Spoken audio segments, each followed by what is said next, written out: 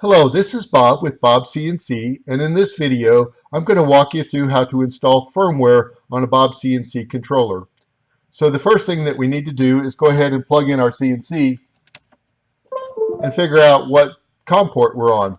So I like to go down here to the search function and then just start typing in device manager until it comes up here. Click that. Once our device manager comes up, go to the COM port section and you can see I'm on COM port 27. Next, you'll want to go out and find our support pages. And once you get there, go to Troubleshooting, Software and Firmware, and then click on the article reflashing the E3 or E4 CNC controller. Once you get to this page, you'll see the link in the bottom that says Bob CNC Flash Zip.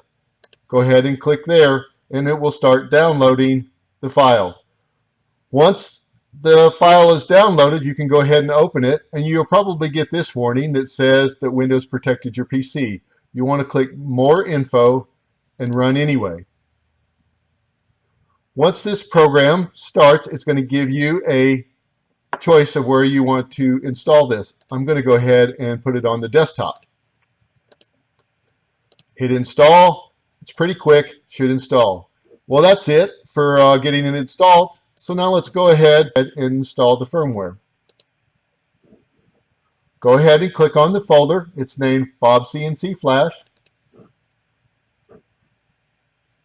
And you can see that you have a lot of choices here. If you have an E3, you have E3 Flash. However, there's an option for a self-squaring gantry for the E3. But we have an E4, and we're going to go ahead and put self-squaring gantry firmware on. So it's E4 self-squaring gantry. Double click the flash, and this is where you need to remember your COM port number. Remember ours was 27, and we click enter. Now let's go ahead and pay attention here because you can see that it's reading and writing.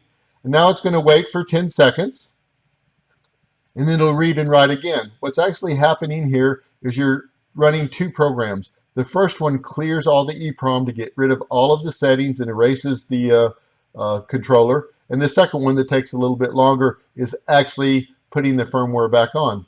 Once it gets done, it's going to say press to continue. And there you have it. You're done. You've just installed firmware into your CNC controller. Thanks for watching. If you've got any questions, you can always email us at the help desk or visit us on our website. Thank you.